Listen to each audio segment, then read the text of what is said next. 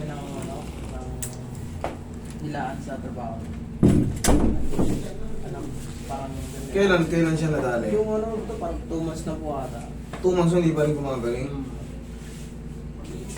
Ano magkano po ang kaya mo ito ng Na ano? ng bayad po?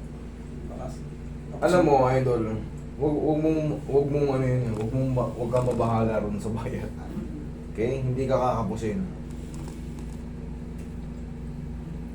Tanda mo, hindi kayo kakapusin. Paano siya pag ginito ka, idol? Masakit po. Masakit, pag pataas. Pag mataas wala po.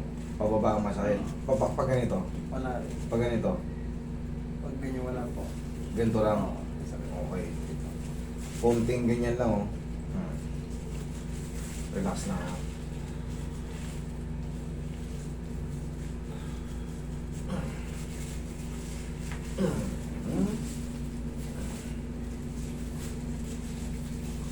Labanan na.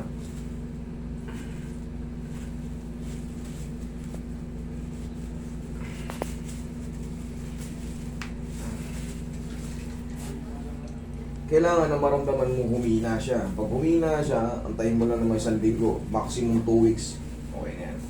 Tapos, for the meantime, pang-alalay lang muna siya. Kasi, kahit na-adjust na yan, syempre may iwan pa rin trauma ng pain. Okay? Parang ka lang natapilok. Tapilok ka ngayon. Syempre mamamagayan. Pag in-adjust, uy, ba? Okay na siya, pero may sakit-sakit pang konti. Antay lang ng konti. Kasi maghihilom pa yun. Kung ano man yung namagang mga ligaments sa loob. Alalay lang po sa Alalay lang muna. Huwag mo munang pakapuwersa. Kahit mga 1 linggo lang. Pwede mo po, siyang ihawak, pero hindi ka tulad ng ginagawa natin. pinapersa. Napuwersado talaga kung anong pipilipit-pilipitin mong bakal. Siyempre, tatamaan yung swelling. Pero yan, pwede mo nang ihawak yan. Pwede mong idiin. Basta, ano mo naman yung puwersadong-puwersado eh. Alam naman natin yun. Mararamdaman mo mamaya pag diniin ko na. Kasi hindi madiinan ng ganun, no? Sumasakit. O, titingnan na natin. Kaya? Kaya? O, yan, abot na. O, kanina. Ah! Konting diin nga yan, o. O, yan, o. O. Thank you. Okay? Hindi ka mabibitin dyan, idol. Kung ano yung lang yung kaya mo, yun ay tingin mo. Okay? Hindi ka po. Ha?